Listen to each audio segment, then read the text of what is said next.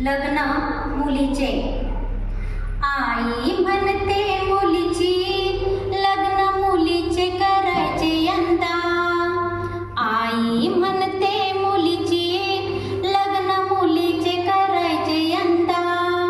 मध्यस्थी स्थळ सुचवितात हा झालाय त्यांचा धंदा.